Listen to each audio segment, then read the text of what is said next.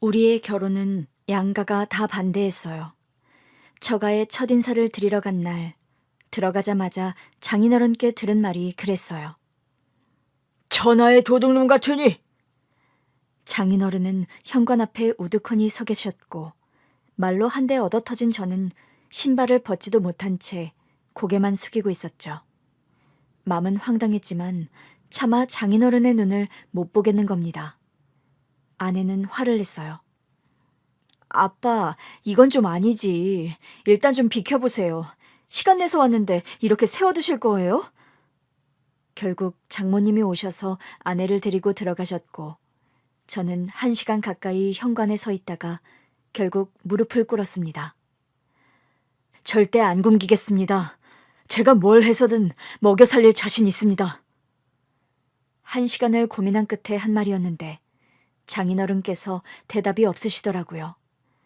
천천히 고개를 들어 눈치를 살폈더니 그제야 말씀하셨어요. 옷장사를 한다고? 네, 난 그게 맘에 안 드는 거야. 집안도 가난해, 여차할 기술도 없어. 그렇다고 대학을 나온 것도 아니야. 사내 놈이 여자를 먹여 살리려면 뭐라도 제대로 하는 게 있어야 할 거 아니야. 겨우 여자 옷을 판다고? 그게 돈이 되겠나? 아직은 미약하지만 제가 정말 잘해내고 싶은 일입니다. 누구나 다 잘하고 싶지. 그러나 잘 되는 사람은 아주 적고. 결국 결혼 허락도 못 받고 쫓겨났어요. 아내가 뒤따라 나오더라고요. 우리 어떻게? 큰일이다. 이대로 우리 집에 인사 가는 게 맞을까? 처음엔 고민했지만 일단 부딪혀보자 싶었어요. 그러나 제가 처가에서 반대를 받은 걸 안 우리 어머니도 가만히 계시지 않았죠. 너희 친정은 뭐 대단한 집이라도 되니? 우리 어머니의 질문에 아내가 많이 당황하더라고요. 저희 아버지가 딸 생각하는 마음에 나도 우리 아들 생각해. 우리 아들 말이 너희 집에서 반겨주시진 않았다 그러는데 내가 보기엔 우리 아들 표정이 반겨주지 않은 정도가 아닌 것 같아서 그래. 너희 집에 인사 갔다 온 날 밤 화장실에서 수돗물을 틀어놓고 꺼이꺼이 울더라. 사실 어머니의 싸늘한 반응에 제가 더 당황했었어요. 저는 처가에서 내가 먹고 살 능력이 있는지 걱정하시는 것 같다고만 했거든요. 그날 밤 제가 혼자 우는 소리를 들으셨을 줄은 전혀 모르고 있었어요. 엄마, 그게 아니라요. 내가 좀 더 능력이 있는 놈이었다면 싶어서 운 거예요. 처가에서 별일 없었어요. 내가 내 아들 표정도 모를까 봐. 나도 너 별로다. 내 아들 귀하게 못 여기는 처가라면 나도 별로라고. 아내는 회사원이었어요. 회사원이었던 아내가 옷을 사러 왔다가 저랑 눈이 맞았는데 사실 그때 제 가게는 겨우 적자만 면하는 상태였어요. 아내는 그런 우리 가게를 애용해주는 단골이었죠. 첫인상은 그렇게 좋진 않았어요. 아내가 매장에 들어오자마자 오만상을 쓰더니 불쑥 그렇게 물었거든요. 여기 청바지가 이게 다예요? 눈에 보이는 게 당연히 다일 거 아니에요. 찾는 게 없으면 다른 가게로 가면 될 것이지. 굳이 따져 묻는 모습이 사나워 보이더라고요. 네, 그런데요. 아니, 핏이 다 왜 이래요? 핏이요? 왜 멀쩡한 옷을 탓하시는지. 제 말에 아내가 코웃음을 치더니 그러더라고요. 여기 장사 잘 안 되죠? 그래서 스트레스가 많으신가 봐요. 그때 진짜 우라통이 터지는 것 같았어요. 지금 뭐라고 하셨어요? 아니, 찾는 옷이 없으면 다른 가게로 가시면 되지. 왜 인신공격하세요? 저 인신공격한 적 없는데요. 딱 봐도 장사가 안 될 것 같아서 그래요. 그게 공격이죠. 저에 대한 공격이라고요. 가뜩이나 장사도 안 돼서 답답한데 왜 이런 진상 손님까지 꼬이나 했어요. 그러자 저한테 사진을 하나 보여주더라고요. 이런 옷이 유행인 것도 몰라요? 네? 내일 모레 다시 올 테니까 이런 청바지로 중청, 진청, 흑청으로 좀 구비해 두세요. 사이즈도 좀 더 다양하게 하고요. 장사 안 된다고 재고만 털려고 하면 절대 성공 못 해요. 처음 보는 여자가 막 잔소리를 하는데 그냥 다른 데 가서 사라고 하고 싶은데 벌써 나가고 없더라고요. 뭐 저런 여자가 다 있어. 뒤늦게 소리쳐봤지만 들어야 할 당사자는 사라지고 없는 상태였어요. 솔직히 그 여자가 사라고 한 청바지 안 사고 싶었는데요. 결국 샀어요. 산 다음 그 여자가 오겠다고 한 날이 오자 종일 초조하더라고요. 앉아 있어도 다리가 덜덜 떨리고 옷 정리를 하고 있어도 오한이 오는 것 같고 그때까지 여자를 보면서 그렇게 초조해한 적이 없었는데 돌아서면 임자 만난 게 아니었나 싶어요. 저녁이 되도록 안 오길래 설마 사람 생고생만 시키고 까먹은 건가 했는데 문 닫기 직전 피곤에 절은 얼굴로 들어오더라고요. 진짜 사두셨네요? 잘하셨어요. 고맙다도 아니고 잘했다니 내가 무슨 강아지인가 싶다가도 저도 모르게 자꾸 입꼬리가 실룩거리더라고요. 아내는 3가지 색깔의 청바지를 다 샀어요. 무리하는 게 아닌가 싶어서 물어봤죠. 다 안 사셔도 되는데 안 그래도 낮에도 다른 사람들이 사가더라고요. 그것 봐요. 내 말 듣길 잘했죠? 네, 네. 그때였어요. 그 사람 배에서 꼬르륵 소리가 나는 겁니다. 저녁 안 드셨어요? 네, 일이 너무 많았는데 청바지 사놔달라고 한 게 생각나서 부랴부랴 왔어요. 저와의 약속을 지키려고 밥도 못 먹고 왔다는데 마음이 괜히 짠한 겁니다. 내일 오셔도 되는데. 그래도 약속인데 지켜야죠. 혹시 근처에 순대국밥 파는 데 없을까요? 너무 먹고 싶어서요. 저도 저녁 안 먹었는데 같이 드실래요? 정말요? 제가 사드릴게요. 잘 됐다. 저 혼자 밥 먹는 거 안 좋아하거든요. 무슨 여자가 낯선 남자하고 밥도 덥석덥석 먹겠다고 하질 않나. 묻지도 않았는데 제잘제잘 잘도 떠들더라고요. 같이 순대국밥을 먹는데도 그 여자가 하도 떠드니까 어색하지도 않고 너무 잘 먹길래 미리 건져둔 순대 좀 더 먹으라고 하니 그것도 잘 받아 먹더라고요. 돌아보면 처음 본 순간부터 황당한 만큼 끌렸던 것 같아요. 그 후로도 아내의 도움을 많이 받았어요. 이런 옷이 유행이다 그래서 사두면 그 옷은 정말 남지 않고 잘 팔리더라고요. 문제는 그래서 그 종류의 옷만 무지하게 사뒀다가 결국 재고만 남긴다는 거였죠. 아내는 이런 상황까지는 몰랐어요. 연애를 시작하고도 가게 상황 같은 건 말한 적이 없어요. 남자의 자존심 같은 거였죠. 결혼 얘기가 나오고서야 솔직하게 가게 상황을 말했더니 아내가 당황하더라고요. 아니, 그동안 내 조언대로 하면서 매출 좀 올린 거 아니었어? 자기 만나기 전보다는 훨씬 나아지긴 했지. 전에는 적재할 때도 많았으니까.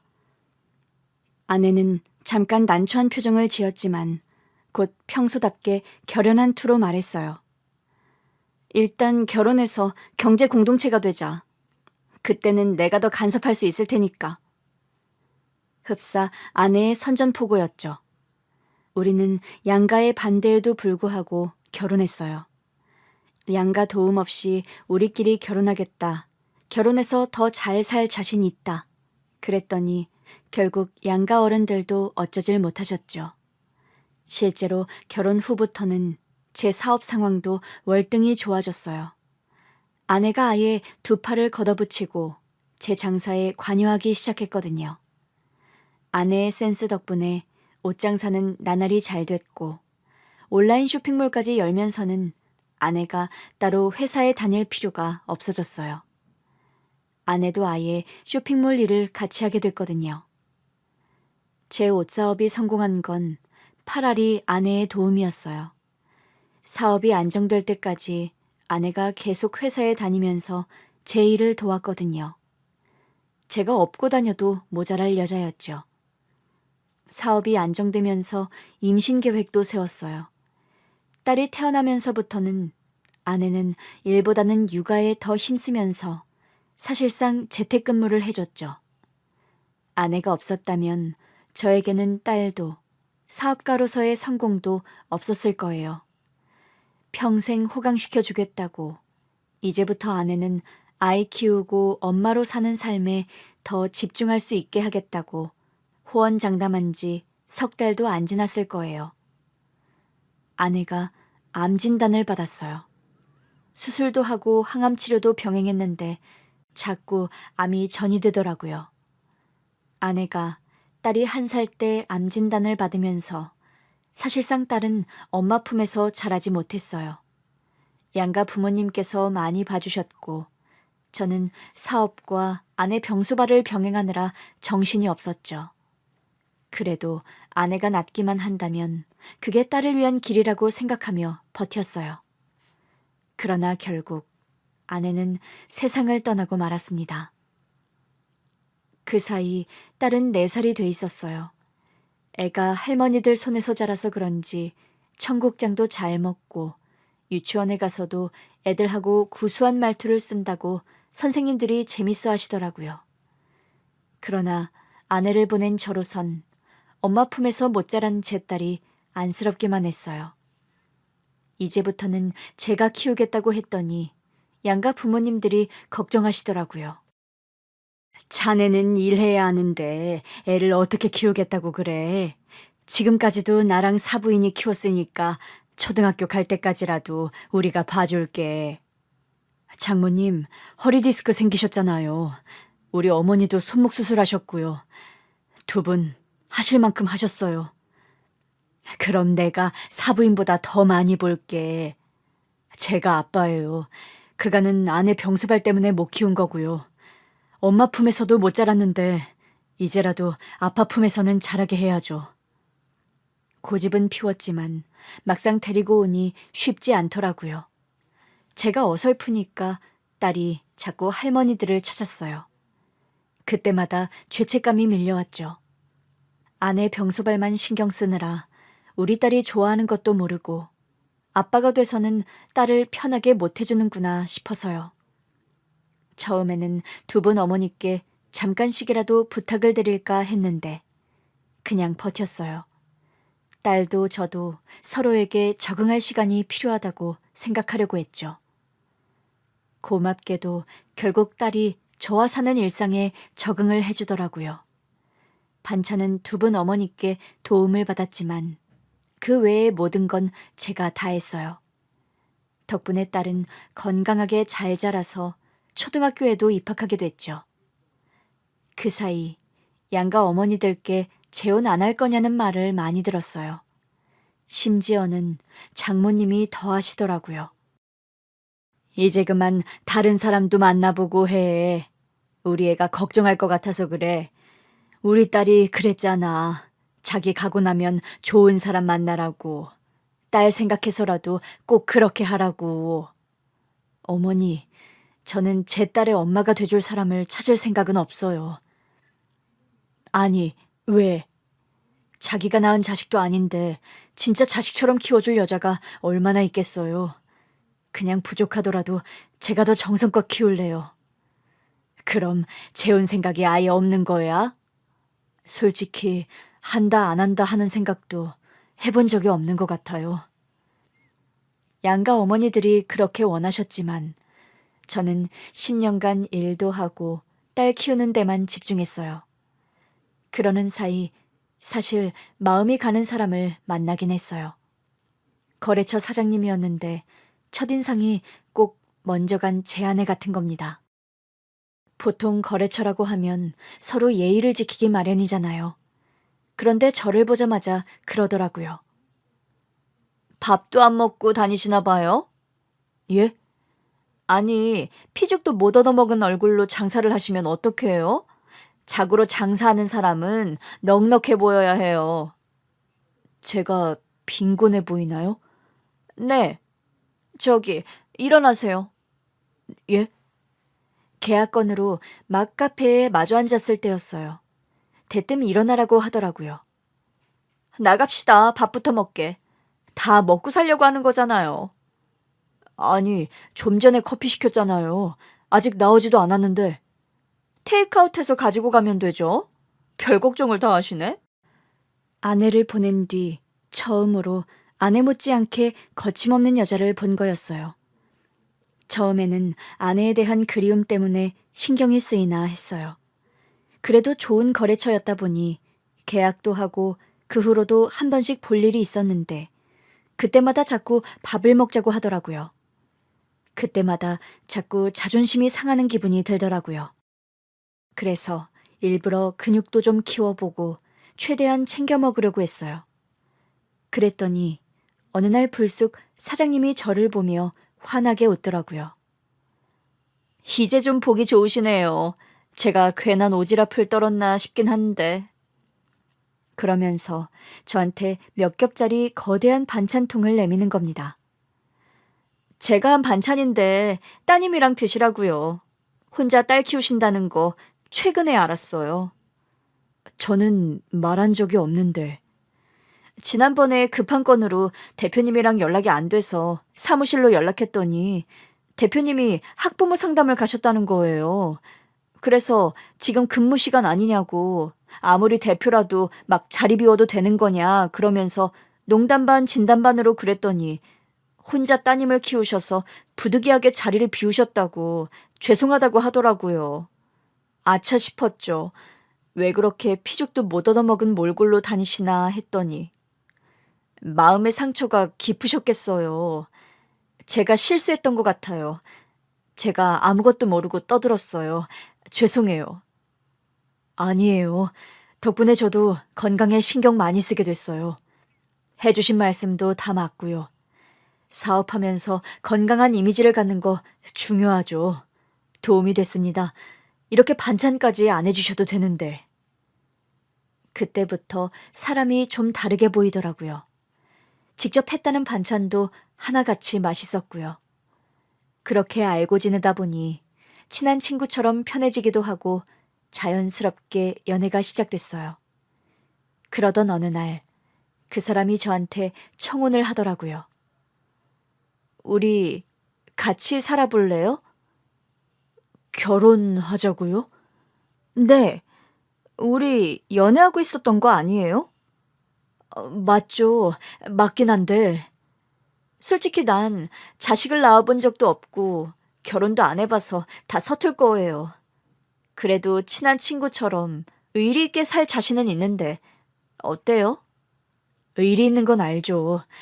근데 우리는 사업적으로도 좋은 파트너고 혹시 모르죠? 가족으로도 잘 맞는 파트너일지? 물론 저도 그 사람과의 재혼을 생각 안 해본 건 아니었어요.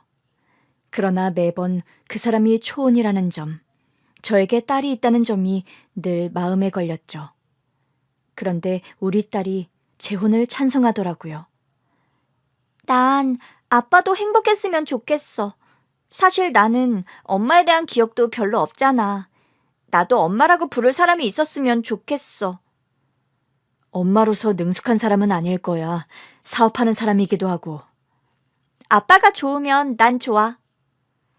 결국 딸의 응원을 받으며 재혼을 결심했어요. 새아내도 딸과 친구처럼 잘 지내더라고요. 아내와 사별한 지 10년 만에 한 재혼이었어요. 모두가 축복하는 가운데 재혼했고 처음에는 잘 지내는 줄만 알았어요. 그런데 딸의 낯빛이 자꾸 어두워지고 심지어는 애가 점점 야위어가는 겁니다.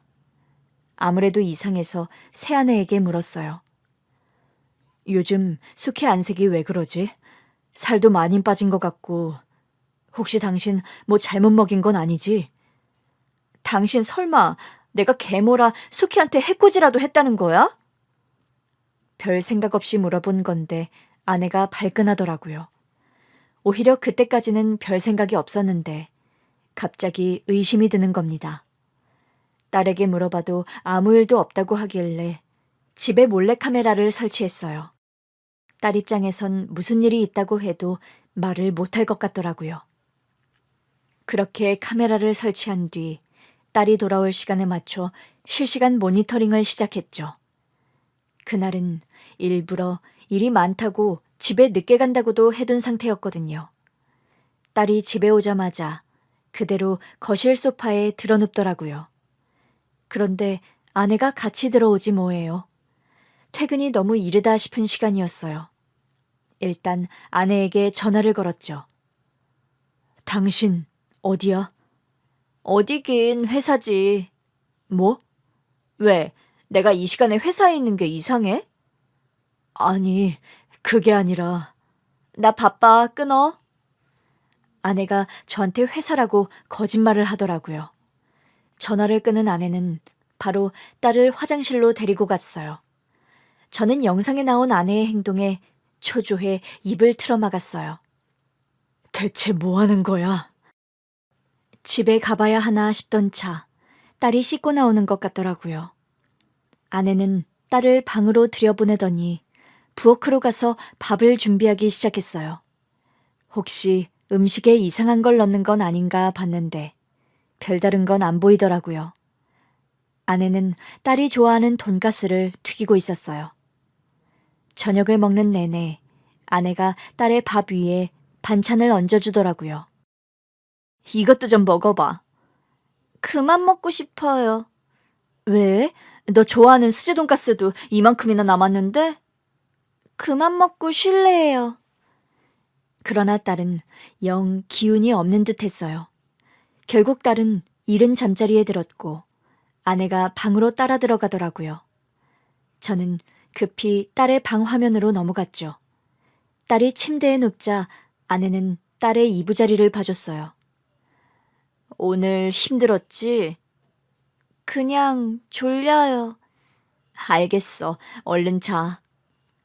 갑자기 딸에게 오늘 많이 힘들었냐고 묻는 아내의 말이 영 이상했어요. 아무래도 둘이 어딘가를 다녀온 것 같더라고요. 아내는 잠든 딸의 얼굴을 매만지기도 하고 이불도 곱게 덮어주면서 계속 곁을 지키고 있었어요. 그러나 저는 불안해서 더는 견딜 수 없었죠. 혹시 몰라 딸이 다니던 학원에 전화부터 걸었어요. 혹시 우리 수키 오늘 학원에 왔었나요? 아니요. 오늘 수키 어머님이 수키가 따로 갈 데가 있다고 학원에 못 온다고 연락 주셨어요. 네, 알겠습니다. 일단 딸이 학원에 안 갔다는 걸 확인한 뒤 곧장 집으로 갔어요. 저를 본 아내가 깜짝 놀라더라고요.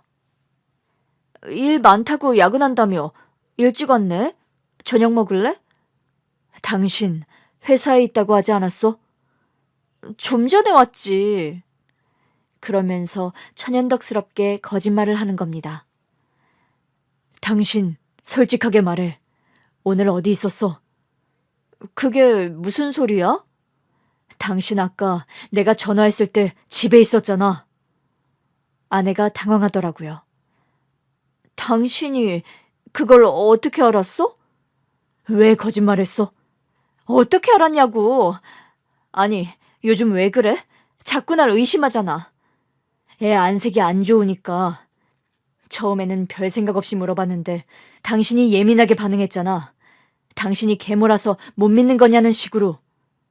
그래, 찔려서 그랬다. 됐어? 뭐가 찔려? 그래, 당신한테는 아직 안 들키고 싶어서 그랬어. 확실하게 알게 되기 전까지는 나만 알려고. 당신이 알면 난리 날 것 같아서. 뭘, 도대체 무슨 얘기를 하는 거야? 아내가 착잡한 표정을 짓더라고요. 안 그래도 나도 수키 안색이 영 어둡기도 하고 체중도 자꾸 줄길래 이상했거든. 우리 큰언니가 소아암이었거든. 당신, 갑자기 그게 무슨 소리야? 나 어릴 때도 엄마가 내 건강에 워낙 예민하게 굴었어. 안색은 어떤지, 체중이 빠지진 않는지. 그렇다 보니 수키를 보는데 아무래도 불안하더라고. 병원에 검진 예약 넣어놨는데 당신이 갑자기 그 얘기를 한 거야. 수키가 낯빛이 어둡다, 야위는 것 같다. 일단 검진 결과를 보고 당신이랑 얘기할 생각이었는데 갑자기 그렇게 말하니까 당황스럽더라고. 그래서 나도 모르게 화부터 낸 거야. 아니, 그러면 그렇다고 말했으면 좋았잖아. 그럼 혹시 오늘 병원에 데리고 갔다 온 거야? 응. 오늘은 예약해둔 검진 날이었어. 유명한 병원으로 가느라 시간이 좀 걸렸어. 그럼 나한테 말했어야지. 당신이 알면 가슴이 무너질 거 아니야. 낳지도 키우지도 않은 나도 이렇게 착잡한데 당신은 오죽하겠냐고. 가뜩이나 전처도 암으로 떠나보낸 사람인데 딸까지 암일 수 있다고 하면 못 견딜 것 같아서 그랬어. 그런 줄도 모르고 당신 몰래 집에 카메라도 설치했단 말이야. 아내가 화들짝 놀라더라고요. 뭐? 어디? 저기랑 부엌이랑 수키 방이랑. 아내가 제 등을 찰싹 내리치더라고요. 당신 미쳤어? 애 방에 그런 건 왜 설치해? 요즘 수키가 얼마나 예민한 줄 알아?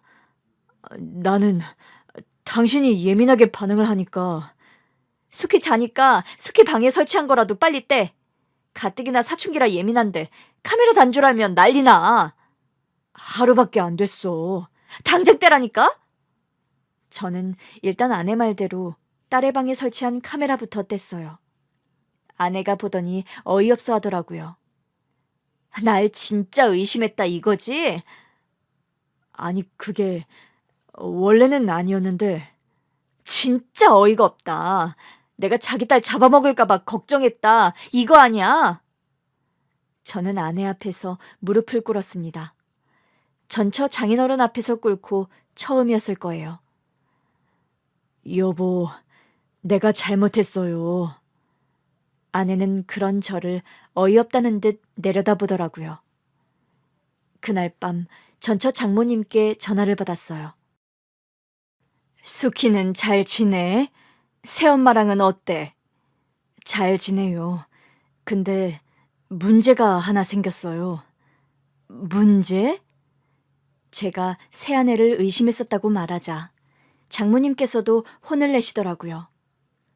결혼식 때 보니까 사람이 싹싹하고 착하던데 왜 그랬어? 갑자기 반응을 그렇게 하니까요. 싹싹 빌었어? 네, 빌긴 했는데 화가 풀린 건지는 모르겠어요. 부부 사이의 일은 알아서들 하고. 그나저나 우리 손녀를 어쩜 좋아?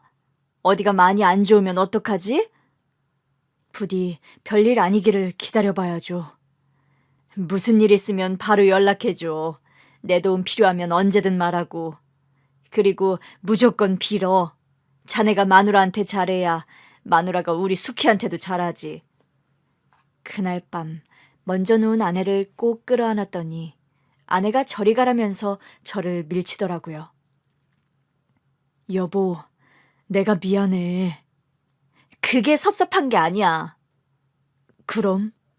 수키가 걱정돼서 심란한데 당신까지 그러고 있으니까 답답해서 그러지.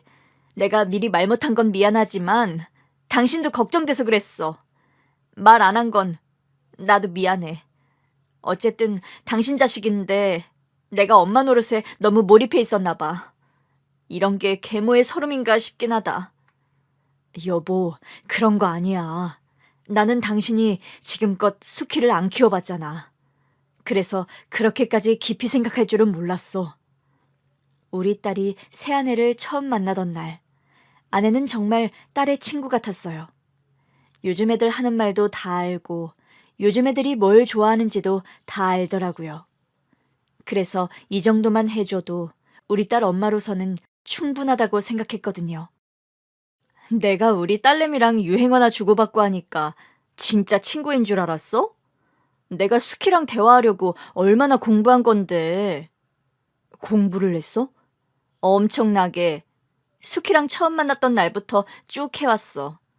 솔직히 내가 어떻게 해도 수키를 낳아준 엄마처럼은 안 될 거 아니야. 내가 애를 낳아본 것도 아니고. 그래서 내가 할 수 있는 최선이 뭘까 고민했지. 적어도 우리 딸이 대화하기 편한 사람, 친구 같은 아빠의 아내 정도는 될 수 있지 않을까 싶더라고. 당신이 우리 딸이랑 잘 지내려고 그렇게까지 노력한 줄은 몰랐네. 그러니까 당신이 날 의심했겠지. 날 그렇게 못 믿으면서 재혼은 어떻게 했어? 못 믿는 거 아니라니까. 애가 아픈 것 같으니까 나도 예민해져서 그랬어. 결국 아내가 먼저 화를 풀어주더라고요. 지금은 일단 수키만 생각하자. 사실 나 느낌이 안 좋아. 어? 느낌이? 당신도 이왕 알게 된 거 각오하고 있는 게 좋을 것 같아. 그렇다고 너무 절망하진 말고 행여 뭐가 나오더라도 치료하면 되는 거니까. 알겠지? 저는 그때까지도 아내가 느끼는 불안감의 실체를 잘 몰랐어요. 얼마 후 딸의 검진 결과를 들으러 가서 확실히 알게 됐죠. 간암이네요. 제가 너무 기함하니까 아내가 제 등을 두드리며 진정시키더라고요. 시모, 여보, 우리 수키가... 진정해. 우리는 부모야. 여기서 절대 무너지면 안 돼. 기절하기 직전인 저와 달리 아내는 침착하게 의사 선생님의 말씀을 다 들었어요. 그러니까 그래도 우리 애는 절제로 수술이 가능하다는 거죠? 네, 다행히 절제만으로도 일단 희망이 보이는 상태예요. 하지만 절제 후의 상황에 따라서 추가적인 치료가 필요할 수는 있습니다. 선생님, 그게 무슨 말씀이세요? 당연히 암이 있는 부위는 절제하는 거잖아요. 저는 딸이 간암이라는 사실 하나로도 도저히 진정이 안 되는 상태였어요. 의사 선생님이 차분히 설명해 주시더라고요. 간암 진단을 받았을 때 절제가 가능한 환자도 절반이 되지 않거든요.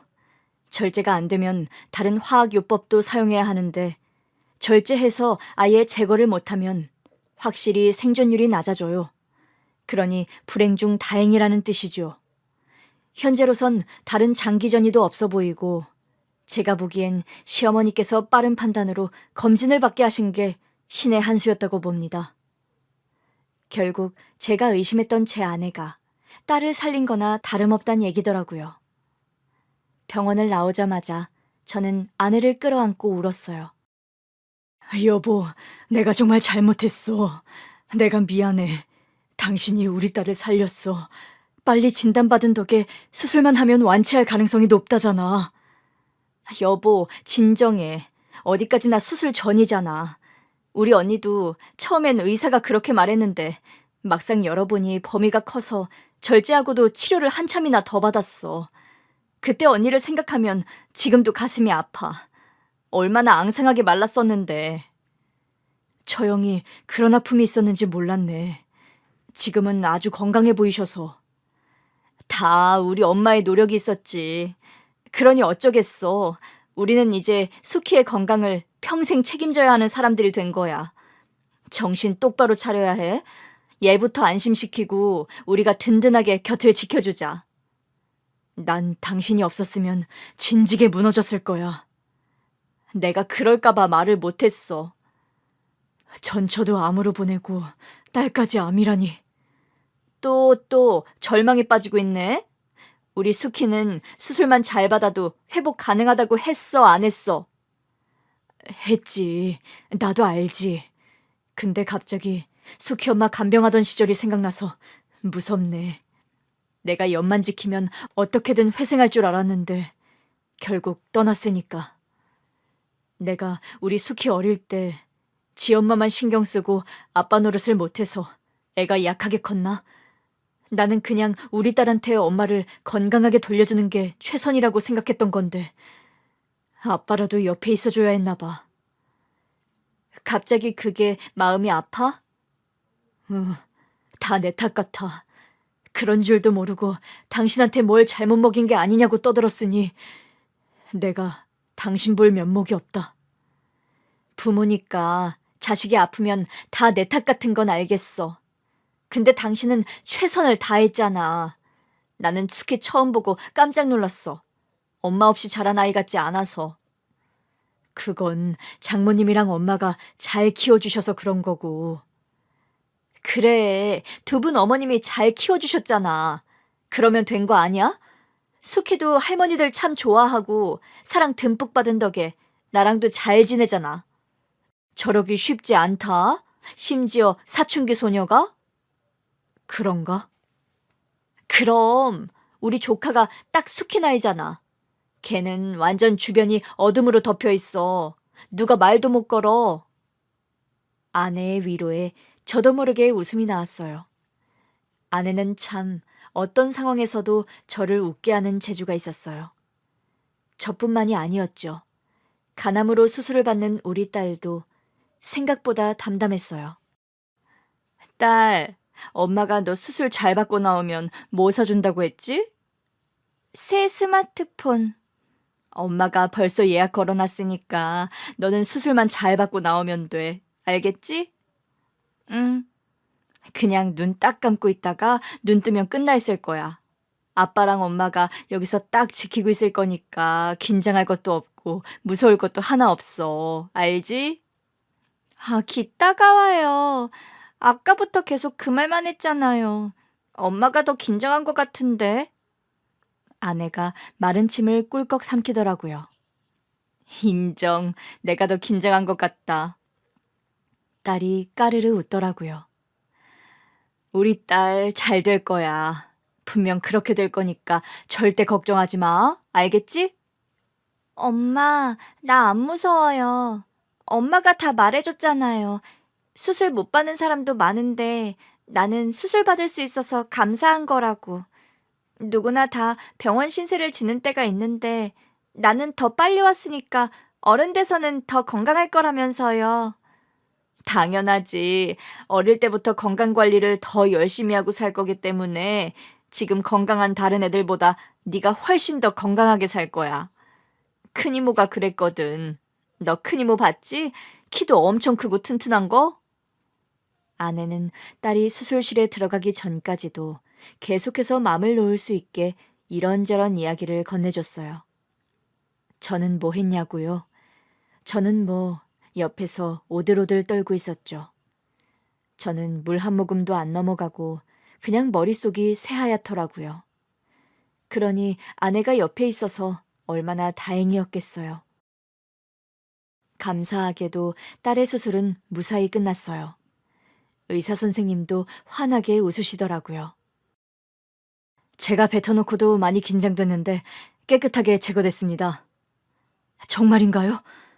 예, 일단 한시름 났어요. 조직 검사를 해보긴 할 건데 제가 보기엔 전이는 없어 보여요. 그래도 혹시 모르니 그건 확언은 안 하겠습니다. 일단 검사 결과 나오면 보시죠. 그럼 이제 남은 건 수술 회복하고 퇴원하는 거죠? 아참, 일단 전이가 안 됐다는 전제하에요. 다행히 의사 선생님의 예상대로 딸은 전이도 없었어요. 그래도 재발이나 전이 가능성이 없는 게 아니기 때문에 추적 검사는 계속해야 한다고 하더라고요. 그래도 이게 얼만가 싶었어요. 딸이 퇴원한 뒤 아내가 생각지도 못한 선언을 했어요. 나 아무래도 사업장 정리해야 할 것 같아. 저도 딸도 깜짝 놀랐죠.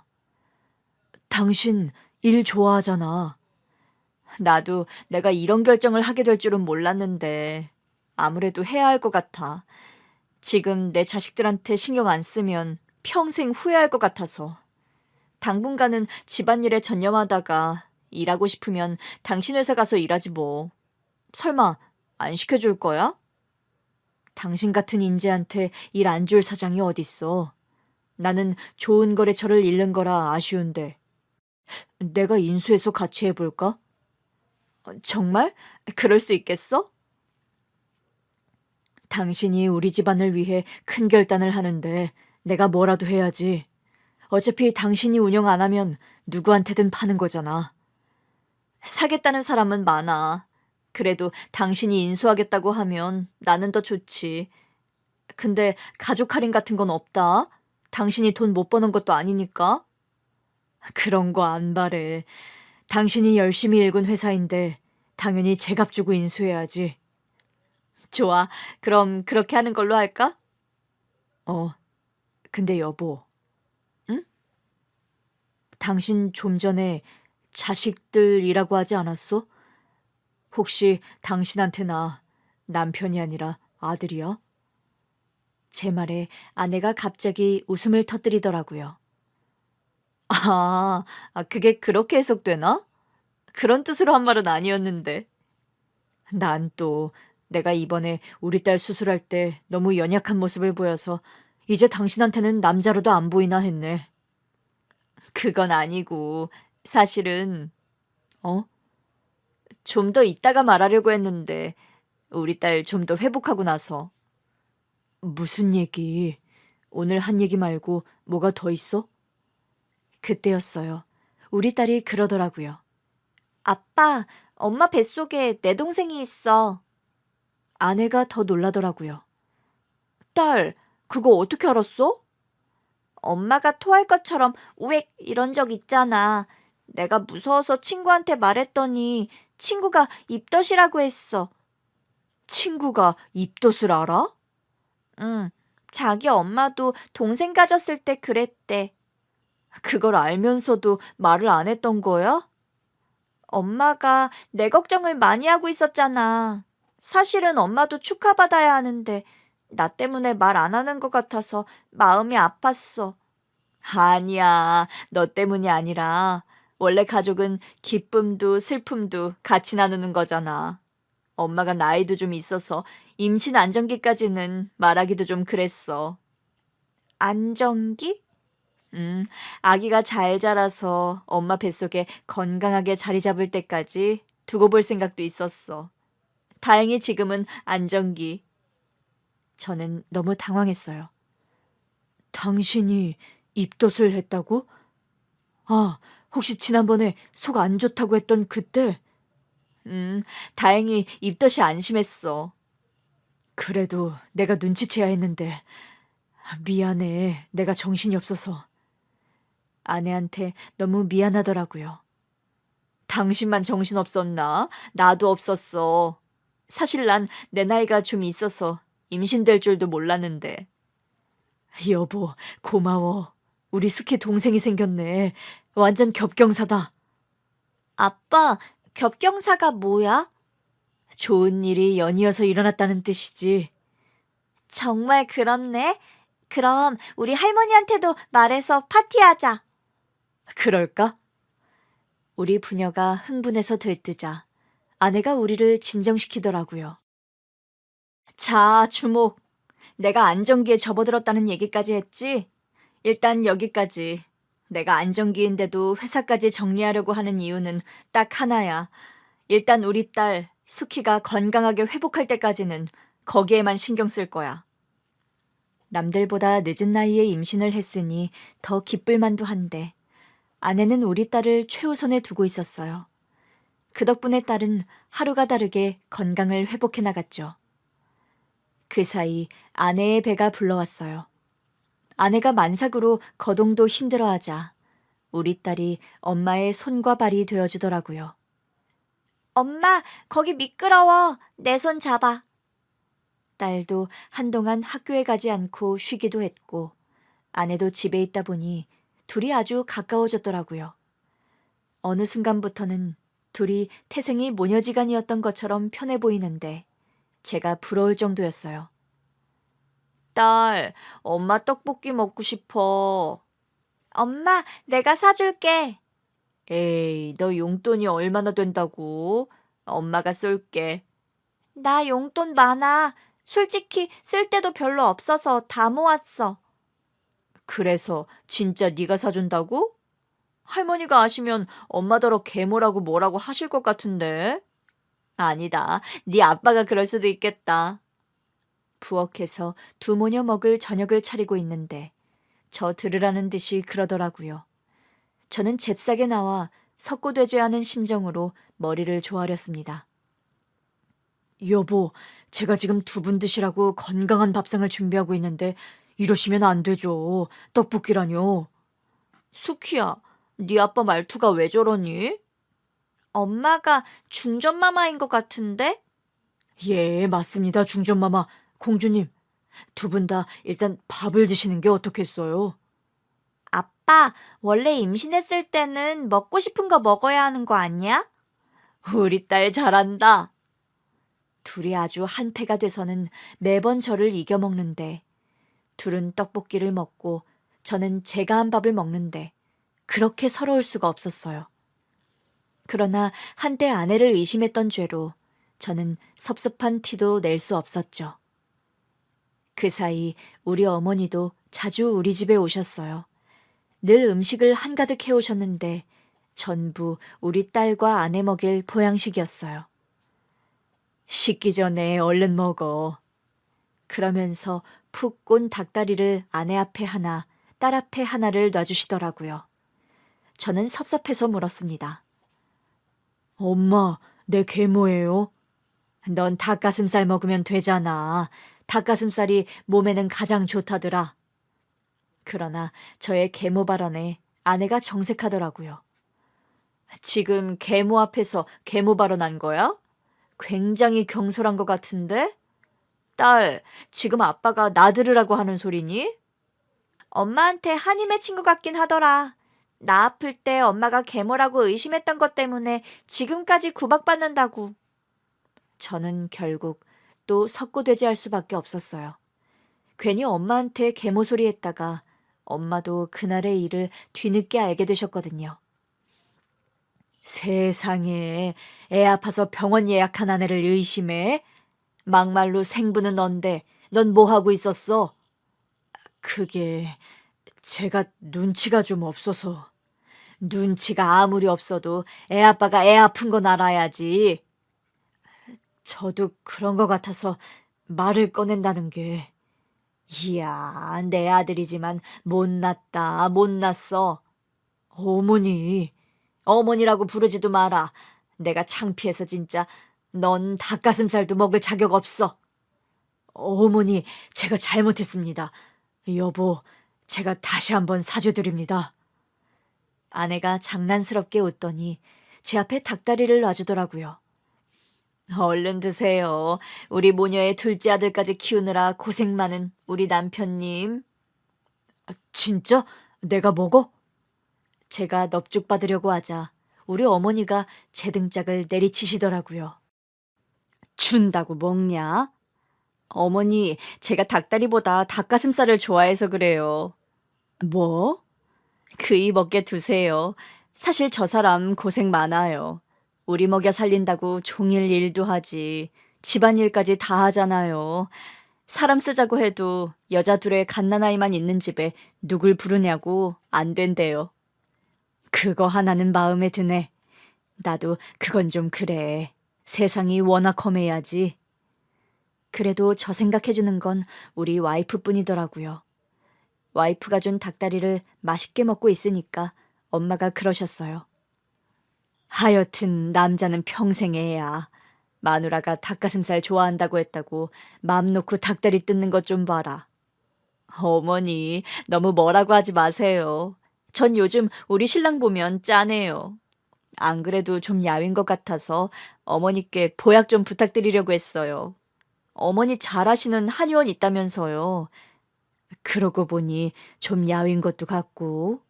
그렇다니까요. 그럼 너랑 둘 다 짓자. 우리 손녀 것도 짓고. 제가 다 낼 테니까 어머니 것도 지으세요. 저희 반찬 해다 주신다고 고생하시잖아요. 네 남편한테 뜯어낼게.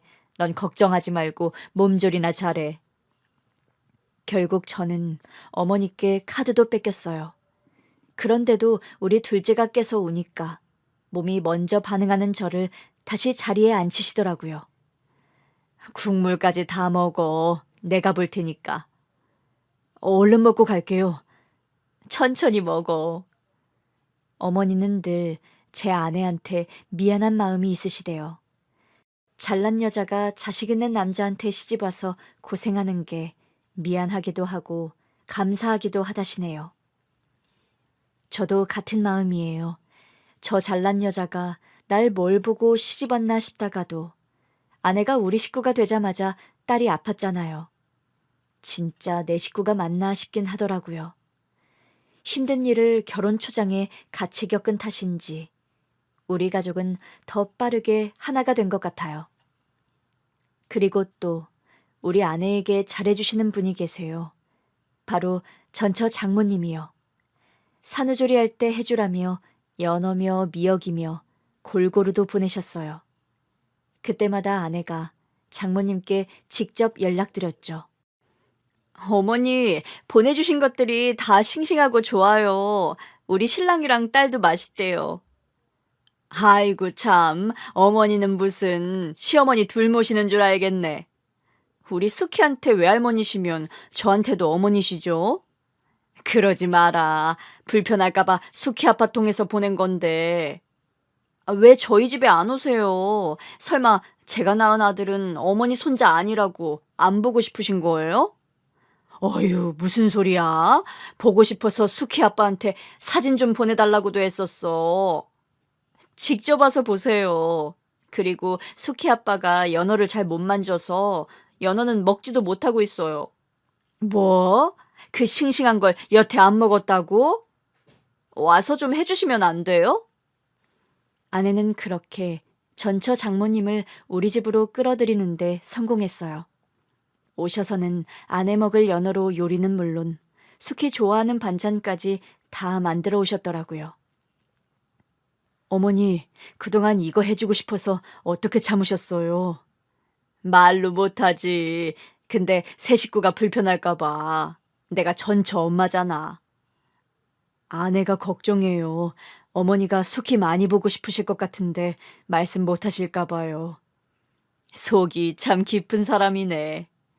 그러니까요. 명절에 저더러 따로 데리고라도 다녀오라고 하는데 뭐가 좋은 방법일지를 모르겠어요. 그럴 거 없어. 숙희도 새엄마 잘 따른다며. 괜히 애 헷갈리게 하지 마. 숙희는 제 엄마 기억도 별로 없잖아. 그러니까 어머니께서 종종 와주시면 안 돼요. 숙희한테 외할머니 오셨다고 하니까 학원 가기 싫다고 해서 학원 가지 말고 오라고 했어요. 새엄마 쪽 외할머니도 계실 텐데. 그래도 숙희한테는 장모님이 진짜 외할머니잖아요. 애가 갈수록 제 엄마를 쏙 빼닮는 것 같아요. 똑같아. 그래요? 우리 애가 저 나이 때 딱 저렇게 생겼었어. 어머니, 종종 와주세요. 집사람도 딸을 키워보니까 딸 잃은 어머니 심정을 알 것 같아서 생각하면 눈물 나고 그런데요. 알겠어. 내가 숙희 엄마한테 종종 미리 연락해보고 괜찮다고 하면 올게. 숙희 엄마요? 그럼 애가 암 걸린 것도 바로 알아채고 병원 데리고 가서 살린 사람이 숙희 엄마가 아니면 누가 숙희 엄마야? 저는 장모님을 꼭 안아드렸습니다. 그 마음을 먹기까지 얼마나 힘든 시간을 보내셨을까 싶더라고요. 숙희랑 저녁까지 드신 뒤 집에 가시겠다고 하니까 아내가 모셔다 드리라고 하더라고요. 가시면서도 아내 손을 꼭 잡고 그러셨어요. 숙희 엄마야, 내가 언제까지 살지는 모르겠지만 사는 동안 더 잘할게. 정말 고마워. 우리 딸이 힘들게 낳은 우리 숙희 목숨 구해줘서 정말 고맙다. 고마워. 장모님도 아내도 서로의 손을 잡고 한동안 울었어요. 우리 딸이 두 분 다 청승 그만 떨라고 하기 전까지 말이죠. 사실 재혼을 하고도 이렇게 안정감을 느끼게 될지 몰랐어요. 새 아내와 결혼을 결심했을 때만 해도 그 사람이 우리 딸의 진짜 엄마가 되어줄 거라는 기대는 안 했거든요. 그런데 우리 아내는 우리 딸을 자기 딸로 끌어안은 것도 모자라 전처의 장모님까지 식구로 끌어안더라고요. 그런 제 아내를 보면서 저희 어머니가 그러세요. 걔는 처음 봤을 때부터 배포가 보통이 아닌 것 같았어. 그런 여자가 또 어디 있겠니? 네 마누라 아니었으면 전처의 엄마까지 어떻게 한 식구처럼 살겠어. 너무 한 식구처럼 살아서 탈이죠. 세 분 지난번에 가을 단풍 보러 가신다고 고속버스 타고 나가셨다가 길 잃어버리셔서 저랑 애엄마가 세 분 찾느라 진땀 뺀 거 기억하시죠? 아이고, 알았다니까. 이제는 어디 갈 때는 미리 말하고 무조건 택시 타고 다닌다고 했잖아. 세 분 다 건강 조심하셔야 해요. 다음 주에 셋이 같이 가서 받는다니까. 아이고, 끊어라. 나 저기 뭐 올려놓고 깜빡했다. 요즘 우리 어머니는 제 잔소리가 듣기 싫다며 통화도 얼른 끝내려고 하세요. 그러면서 애엄마랑은 1시간씩 통화를 하시더라고요. 우리 수키도 벌써 고등학생이에요. 아내도 저도 수키가 어린 동생한테 관심을 뺏기고 힘들어하면 어쩌나 했는데 남자친구가 생기더니 같이 공부도 하고 한 번씩 데이트도 하고 하는 것 같더라고요. 그러면서도 집에 있을 때는 우리 부부보다 동생을 더 잘 봐요. 둘째가 칭얼거리다가도 누나 품에만 안기면 자더라고요. 곧 있으면 결혼기념일인데 새 집의 어르신들이 우리 부부끼리 시간 좀 보내고 오라고 하시네요. 아내는 아직 애들을 떼놓는 게 마음이 안 놓이는 눈치라서 제가 작정하고 둘이 짧은 여행이라도 가자고 했습니다. 시작부터 자식이 있었던 부부라 돌아보니 둘이 보낸 시간이 별로 없더라고요. 이번 여행만큼은 아내를 공주님처럼 모시고 다니면서 둘만의 추억을 많이 만들고 와야겠습니다.